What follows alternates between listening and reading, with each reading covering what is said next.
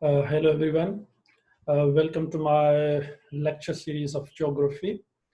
I hope you all are fine, safe and sound at your homes and staying inside your homes, having a social distancing, because we have been going through a very critical time, uh, very bad time, because the virus is being spreading, it's been increasing, and lots of people are being affected due to this virus. So we need to have a more care. I'll say extra care, because this region, especially Pakistan and India, the cases are being optimizing. The cases are being geometrically increasing. So the situation is being getting worse and worse. So in this case, we need to have a careful we have a to need to have a care of ourselves. And if we are being going outside, we need to follow the SOPs strictly. We must follow these all SOPs. So I hope you all will be fine and you will be taking care of yourself. So today I'm here with another lecture, which is part of regional geography. Today we will be discussing about the geostrategic importance of Pakistan, geostrategic location or its importance of Pakistan. So this topic, I'll say, addressing the students of BS Part 2 Pakistan Geography and the BS Part 1 student of the Pakistan Study. And so also this subject is also being good for the students of international relations and the political science. So I hope we will have a good lecture again. So we start our lecture. Let's have a slides.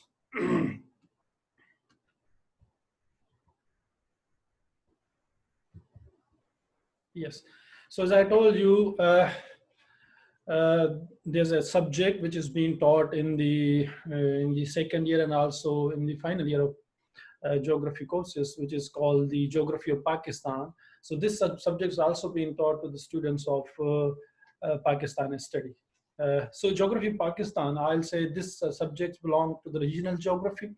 And in a regional geography, we learn about the different regions of the world.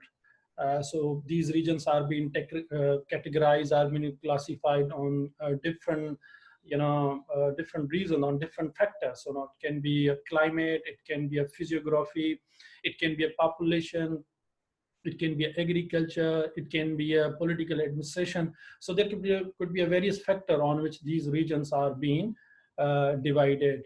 So in a regional geography, we learn the different regions, especially the political regions, I'll say, in which we have a Pakistan, we have a South Asia, we have a East Asia, we have a South Asia, we have a Far East, we have a East Asia, and we also been learning about the North America, South America, Central America, Europe, Western Europe, Eastern Europe.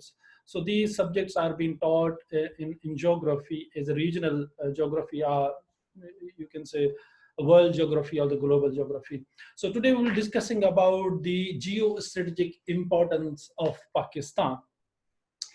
Let's go to the definition. So geostrategic means the importance of a country or a region is by virtue of its geographical location. So if there is any country which is located at any place, its geography has importance.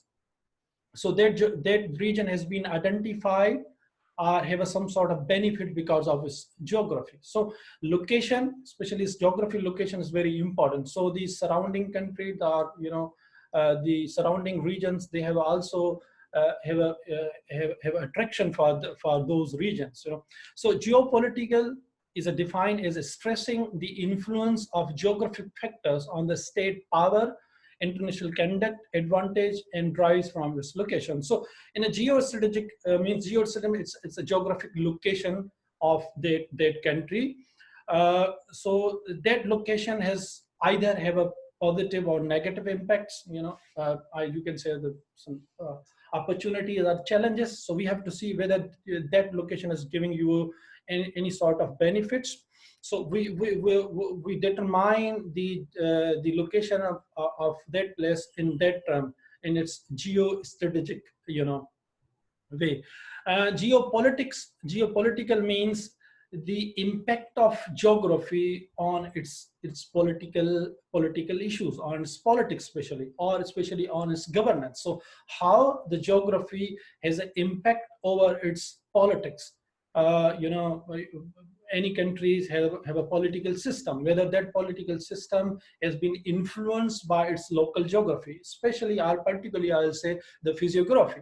So if you look at the physiography of Pakistan, I must say the physiography Pakistan, or you can say geography Pakistan, have, any country could have asked for that. So it's a blessing, I'll say, that is a very attractive and very beneficial, I'll say, geography, or any one country had prayed for that. So Pakistan, if you look at the geography, physiography of Pakistan, we have everything. Like if you go to the north, we have a northwest mountainous region. So this region is based on the different mountains. So you might have a knowledge about it, how these mountains are important in different way in terms of climate, rainfall, or mineral resources, or the water resources.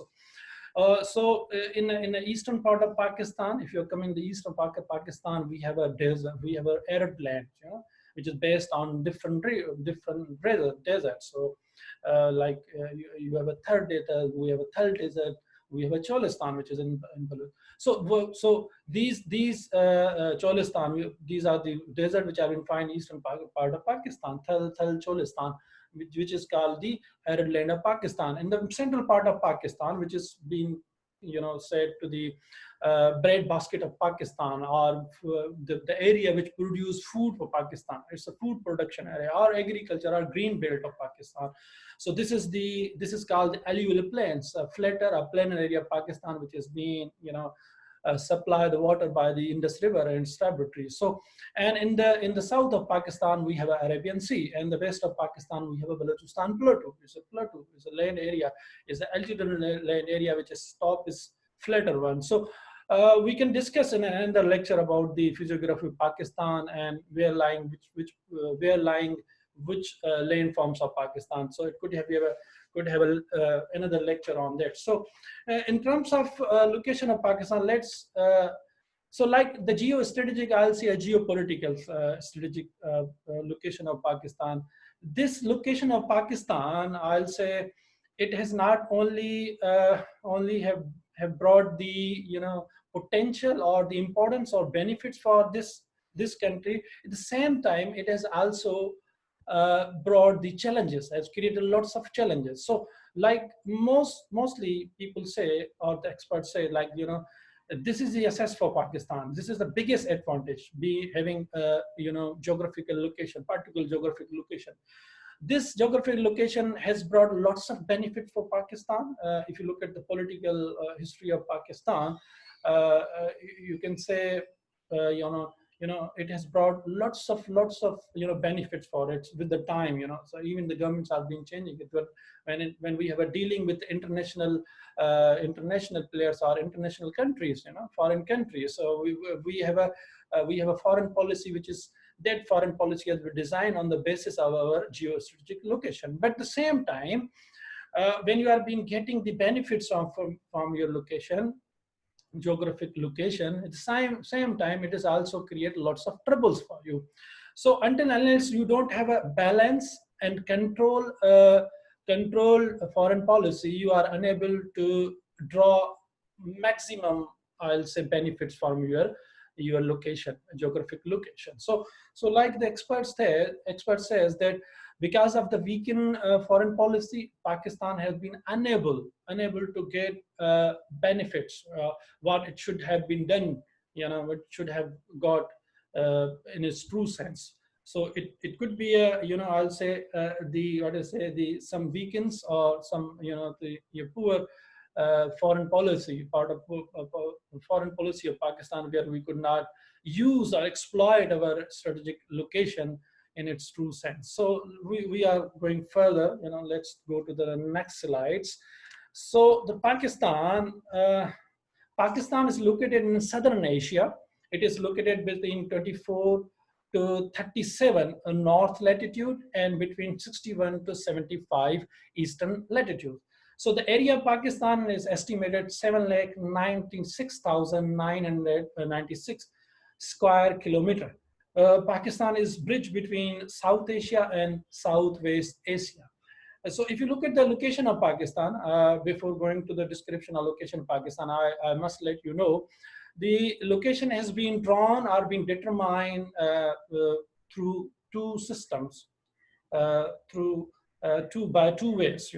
One is the you can say there are two types of types of systems where you can say a way by which we can ascertain or determine the location of any place. So one is the absolute location. One is the absolute location, and another is the relative location. So absolute location, which is also in other words been called the exact location, which is being based on the coordinate system, lines of longitudes and latitudes. So through lines of longitude, we can ascertain the exact or absolute location of any place. So I'm not here to give you a detailed or brief account of or information of this one. We will have might be another lecture on this. So one is the absolute location. So on the basis of absolute location, which has been lines of longitudes and latitudes. Longitudes are those lines which run from north to south, and latitudes are those lines which run from from east to west. So it is start from. So these are also being called latitudinal lines, and those are like. So through the latitudinal lines, I'll say you can ascertain the location. Through the longitudes, we determine the time of any place. So this is another topic we will discuss on, but I want to show you here. So look at this one. So these are the lines, these are the lines through which we ascertain the location of any place. If you look at it, Pakistan, these are lines which are called the longitudes, and these are the latitudes. So it said Pakistan is from 24 to 37. So if you look at the border area of Pakistan, border line, this is the one corner of Pakistan is in south, and this is in the north. So Pakistan, so you are certain from from south to north. So if you look at south north, so Pakistan is from 24 to 37 north. I'll give you another video on this, that how to determine or ascertain the location by using the lines of latitudes and the longitudes. So Pakistan is being said the total area of Pakistan is 7,96,969. So in terms of land area, Pakistan is number 34, and in terms of population, Pakistan number 6. So you can say, if you compare the Pakistan with the rest of the countries, Pakistan not a smaller country, and even it's not a bigger country. So Pakistan is a moderate country having enough land area, but you always compare the land area with the population of that country. But what's percent? So Pakistan is a bridge between South Asia and Southwest Asia. So here we have been talking about the geostrategic importance of Pakistan. So what it says, that Pakistan is a bridge. It can combine, it can bring close together, or been connecting the South Asia with the Southwest Asia. So we'll see what are the benefits are being connecting different regions or different continents, I'll say. So what is the benefit it can bring for that country? So let's go. So Pakistan geographical location, as I told you, this has already been done here. Now we are discussing the borders of Pakistan. So if you look at the Pakistan, we have a different neighboring countries which are being surrounding Pakistan. So if you come to the come to the east of Pakistan, we have India. If you go further in the northeast of Pakistan, we have China, and in the north west of Pakistan, we have Afghanistan, and east we have Iran. So these are the immediate neighbors of Pakistan. Immediate neighbors means those countries, those regions which are connected to your border. So these are the countries, 5 countries. I'll say 4. How many? 4 countries which are being connected immediately to Pakistan. Let's see how Pakistan. So look at the borders of Pakistan. That how long these are being borders. What is the distance of these borders of Pakistan? So if you look at the Pakistan is a border with 3 countries. Yes, Pakistan is a border with 3. I will say 4 countries. Pakistan is a border with 4 countries. The total border area of Pakistan is 6,774 kilometers. So this is the, if you combine together the border which we have with India, border which we have with China, border which we have with Afghanistan, and border which we have with Iran. So we combine together, it is almost 6,774. So Pak-Afghan border, which is called the Durin line, which is 2,430 kilometer, 2,430. Look at, so this is the border line which is being connecting Pakistan and India, sorry, Pakistan and Afghanistan. This is called the Durin line, which is the oldest one, and it was being demarcated or being established by the British at that time. The British government was there. So they bifurcate Pakistan and Afghanistan.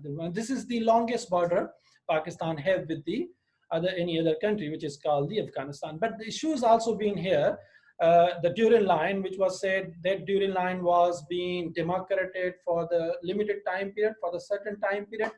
Now there is some sort of, let's say, a campaign, a cry, a struggle from the Afghan people, Pakhtun people who are living both border of Afghanistan and Pakistan. So they are being asking to have a greater Balochistan, sorry, greater Afghanistan. We are both countries, both regions are being connected, and we have a greater, bigger land. So they are saying that now the time has gone, so this Durin line must be demolished.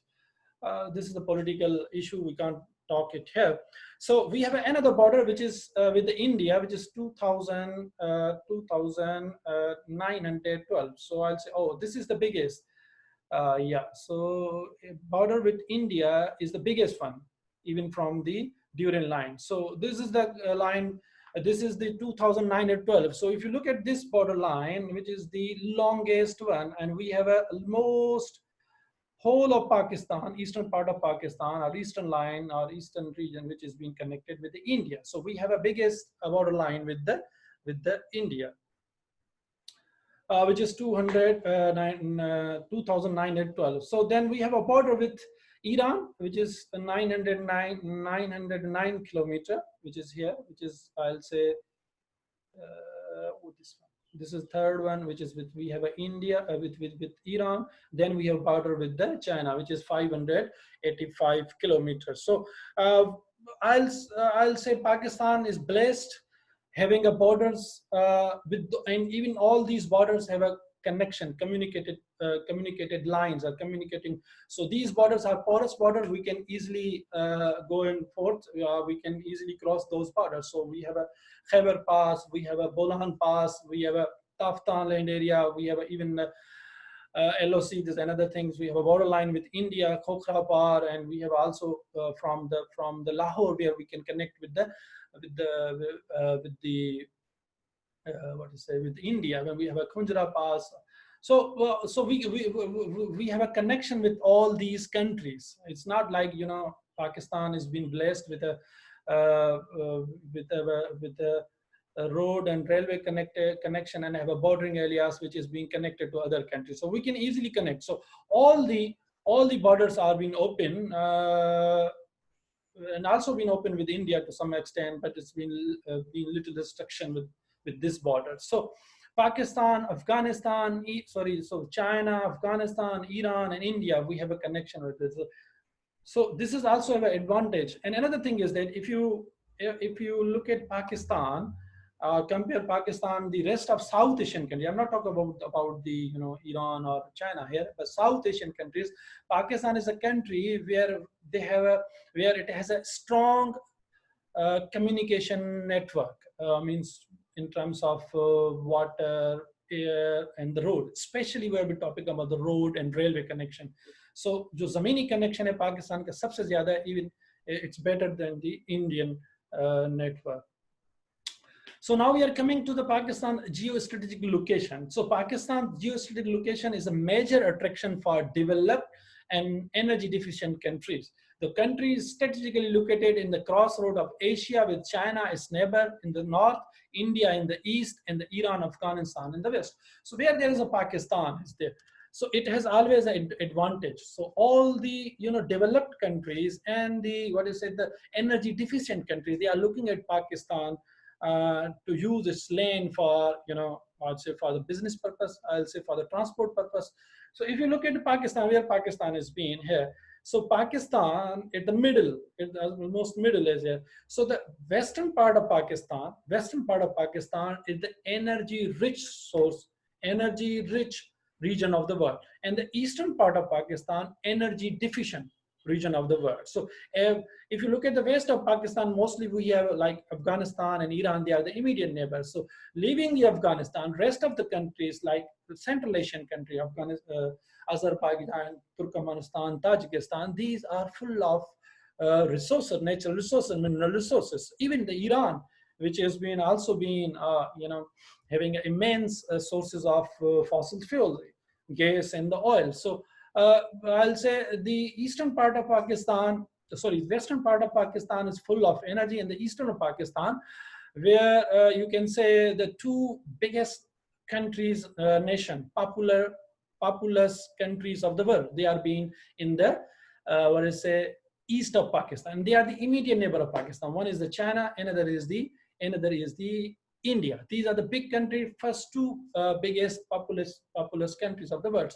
So sure, like say, naturally they need the energy. So these countries are energy deficient countries. So there are lots of people are living there. Not only the energy they have needed, they also needed the food or the crop production. So in both terms, Pakistan can be used, or Pakistan territory can be used to connect these bigger countries, these populous countries, with the Central Asian countries or the Western countries to have a business, to have a exchange of the production, exchange of the energy sources.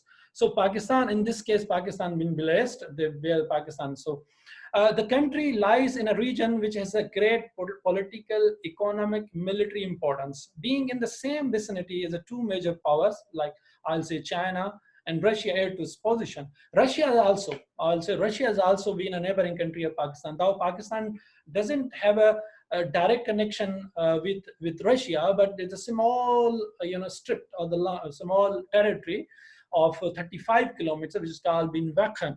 So Wakhan connect Pakistan with the Russia. Now it directly goes to the Central Asian countries. The Central Asia was a part of Russia before.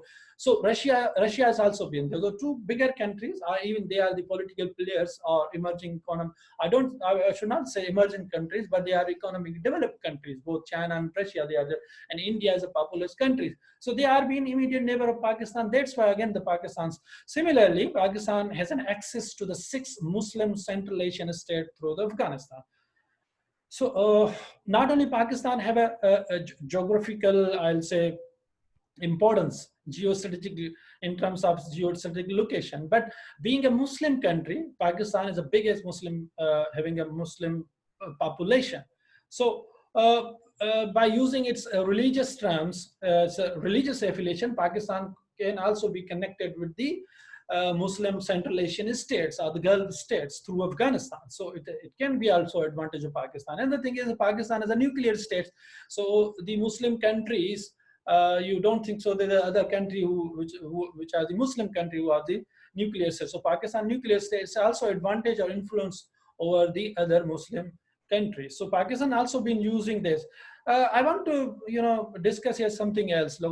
What I say before, like Pakistan strategic location not only have brought the opportunity for this country, but also brought the challenges there. So like opportunity, we have been talking that borders being connected, the eastern border, the western border, what is happening in the east of Pakistan and what's happening in western Pakistan. Western part or region are the energy rich, and the eastern are the energy deficient. So, but what could be the challenges? Because you are being at the middle of turmoil. Like if you look at these bordering countries of Pakistan, like Afghanistan, Iran, India, and the China, these all countries are different from each other. By looking, if you look at their religious background, I'll say population, political or administrative systems, they are quite different from each other. So if you take it in terms of population, like I told you, the sorry, the China and the India, they are the big populous countries of the world. And the same time, India is being, I say, enemy, you know, a long-term enemy, a permanent enemy of Pakistan. So we have a different foreign policy for India because we got separation from India. So it is a great history. We're not going to the history. So we always have a problem with India. If you go to the China, China is a different country in terms of religion. They are being following the Shintoism, or Taoism, or Jainism. But in terms of, I'll say, Pakistan always have a good relation with China. China has also, I'll say, his own interest, might be their own interest. That's why they are been looking at Pakistan or being trekked towards the Pakistan. Otherwise, if you look at Pakistan, I'll say, we always get a negative, always negative impression from superpowers, the big players. Big players, they say they have a few issues with Pakistan, but at the same time, they have issues with Pakistan, but still they are in talks with Pakistan. So you can take, you know, you also can be think that why if they have the problems Pakistan, or why still they are looking at Pakistan. So because Pakistan is a potential. Pakistan is a potential. Now they have a reservations, they have a doubts on Pakistan, but still they are being in talks with Pakistan. They are in connection with Pakistan, so they know the importance of Pakistan. If you look at the America, look at the European country, look at the US, look at the what is central, sorry, the Eastern countries, Far East countries, like even China and Japan. They are always in talk with Pakistan. So because they know the importance of Pakistan. Now coming in terms of religion, so if you look at these four countries, they are being different by nature from each other. So India, our enemy, I'll say, and in China, we have a long-term friendship with them. Afghanistan, always in trouble, in turmoil. China has been, you know, hot tub of the world. We have been, every time you find the fights and, you know, this political just turmoil or disturbance there. And Afghanistan has played, what I say, it plays the, what I say, the proxy war for many countries. So if you look at the Afghanistan, the America, I'll say, other countries, our NATO countries, they tried to, you know, bring, you know, alternate, bring another player which control Afghanistan, or which I'll say have a more influence on Afghanistan. And then they might be, they brought the India here, and the India has an influence. They start to work there and start to construct. They start to give money and lots of other, you know, benefits. But still, they realize that no, it's not the solution. Afghanistan. So Pakistan, because immediate country, and also have a, will say, the religious affiliation, and the section of the population which is living in Afghanistan, which are the Pakhtuns. So the similar people have a same culture, have a same language. They are been also living in Pakistan, so they have an influence. They have a cultural assimilation. They say Pakistan could be a country which we can be used to control Afghanistan. So there's no way to, you know, bring another country to control or influence the Afghanistan. So now they realize that Pakistan is important. So Pakistan can be the only country which can control Afghanistan, or which can have a positive impact on the Afghanistan. So we have another country which is Iran, which is in the east of Pakistan. Iran is a, I'll say a Shia country. And you can say, if you look at the world, Muslim world, where they have been mostly Muslims, they are been following either the Saudi Arabia or the Iran because of the religious affiliation. So the Sunni section, because two major sects of the, you know, of the Islam. So Sunni, they are been following to Iran, and the Shia, they are been following to the Iran, and they have been following to the Saudi. So Saudi and Iran, they are the big, you know, in terms of sects. So Pakistan, you know, we have always to be careful, because the both section of society, section of population, they are believing Shia and the Sunni, they are believing in Pakistan. So Pakistan always being careful when it's been farming or making any foreign policy. So at the moment, luckily Pakistan have a good relation with both countries, and you can say Pakistan plays a positive role. Like say when there is a heated debate or heated exchange of words between Iran and Saudi Arabia. So Pakistan came out and they mediate with the Iran and Saudi Arabia. So Pakistan has always, so if you look at we not only have opportunity, we have also challenges. Afghanistan is quite different country. We have a India, we have a China, we have a Iran. So the countries lie in a region which has greater potential. Pakistan has access to the six most. These states are landlocked, and Pakistan can provide link between the Gulf state as well as African, European, Central Asian countries. So if you look at these Muslim Central Asian countries, these all are the landlocked countries. You understand, landlocked countries which doesn't have the connection with the outer worlds, either through water or other means. So Pakistan can be a I would say a connection for them if they want to have a connection with the European or the African or Central or Gulf Asian countries. So it sees routes remain open throughout the year due to the moderate temperature. So if you look at Pakistan's routes are always being open. We have a moderate climate. We doesn't have a like a harsh climate there every time we have a snowfall or say rainfall or other thing. So our borders are being closed. So these routes, which we have a connection with other countries, they are always being open. We doesn't have a climatic problems. Consequently, there are a series of Muslim countries from Middle East to the African continent which are easily accessible from Pakistan. So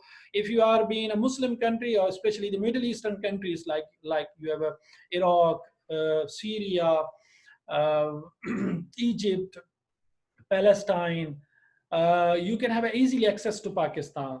Thus, it connects almost all the Muslim countries of the world from the Atlantic Ocean to the Arabian Sea. So Pakistan can be connected through these all Muslim countries through the Atlantic Ocean, because we have a Arabian Sea at the south of Pakistan. So Pakistan, the sixth most populous countries in the world, with an estimated population of over 180 million, at the growth rate of 2%, and the median age is 22.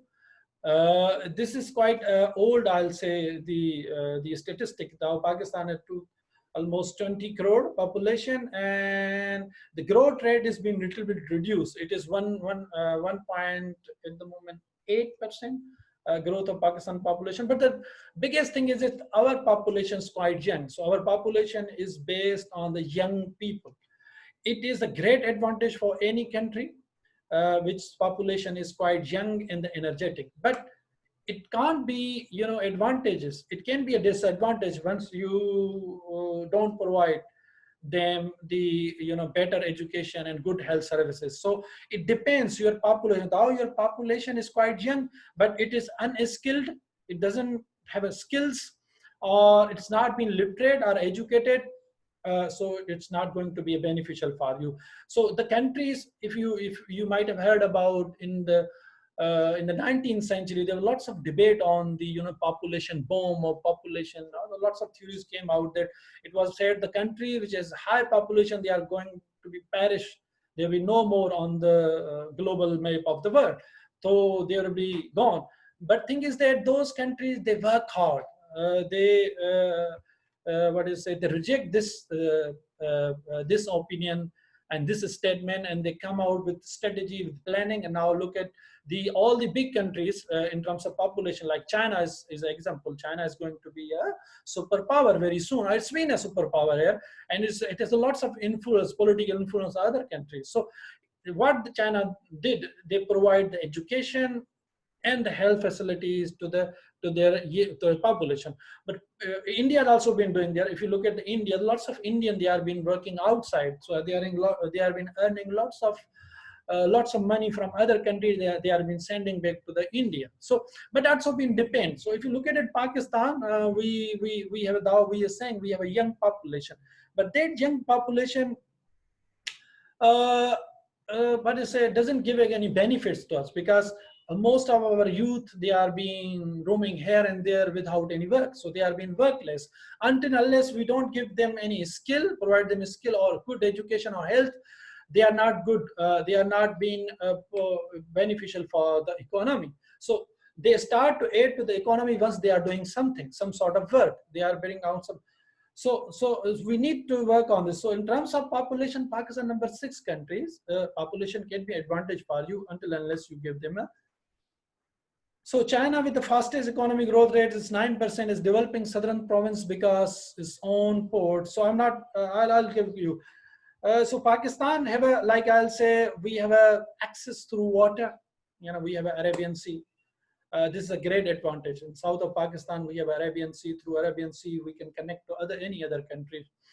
It can be an advantage for us, and we have been doing you know, the water trade since the inception of Pakistan, but also being connected to other areas of the world. So we have ports like in Karachi, in Balochistan. They are being so active. They have been connecting here. So one of the example, like even if you talk about the Karachi, which has been the metropolitan cosmopolitan city of Pakistan, it emerged. It got growth, very quick growth because of the connection with the water. So it's a coast is there, coastal area, so it's quickly emerged and developed. So now look at the most of the revenues coming from the city, from the Karachi. So it can be an advantage. Now we are coming.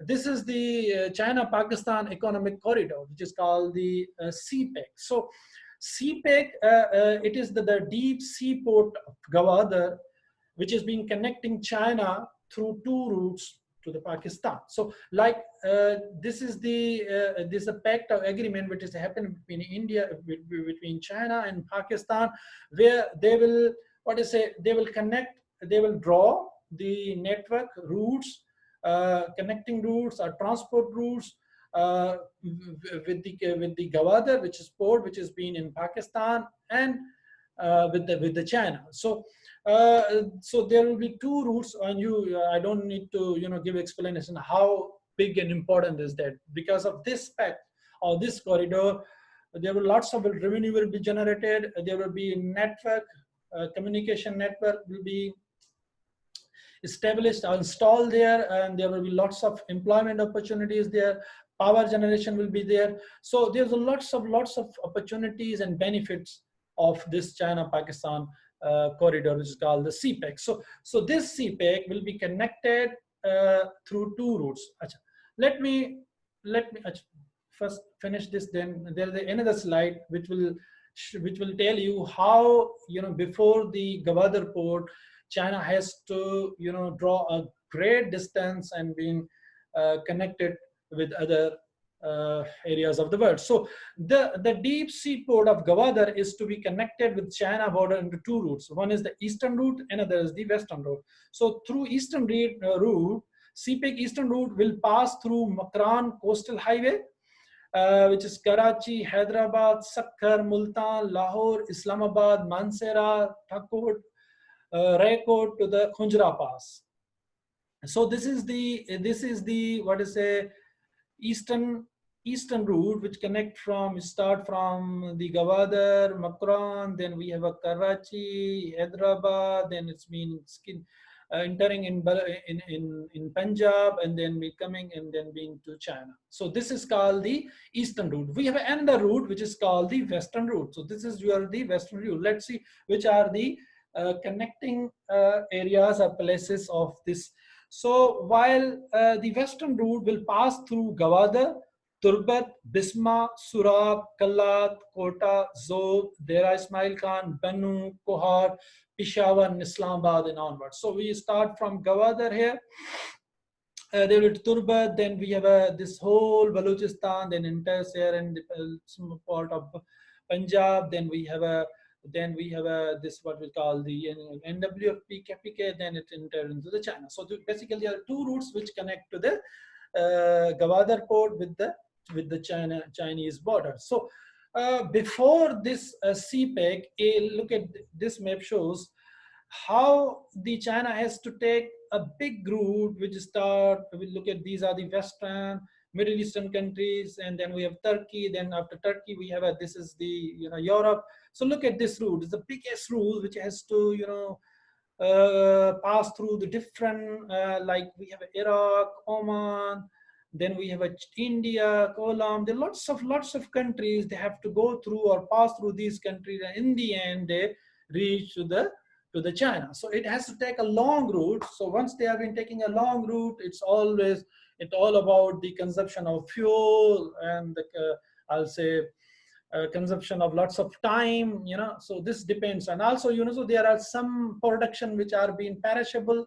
They doesn't have a, some product, they don't have a, uh, high capacity of being storage, and most of time, so they are being perished. So they have a time limit. So if time limit may exceed, they are being perished, or they are being, जैसे वो कहते हैं कि उनकी वो expiry date हो जाती है, so they are being expired. So I hope you understand what we discussed. So it was all about the geostrategic location of Pakistan. Though I could not give you the, I might have another lecture on the international borders, international connection with the rest of the countries of Pakistan. So I'll show you the water connection, road connection, and air connection with the rest of our countries. So I hope you understand what we discuss here. So this topic belongs to the regional geography, particularly the geography of Pakistan. So I hope the listeners or the who were watching me, they got the benefit. So if you have any suggestion, any comments, you can write your comments down in the comment section. So please subscribe this channel. So if you have been subscribing, you will have more lectures and videos in the future. So take care of yourself. See you soon. Thank you very much.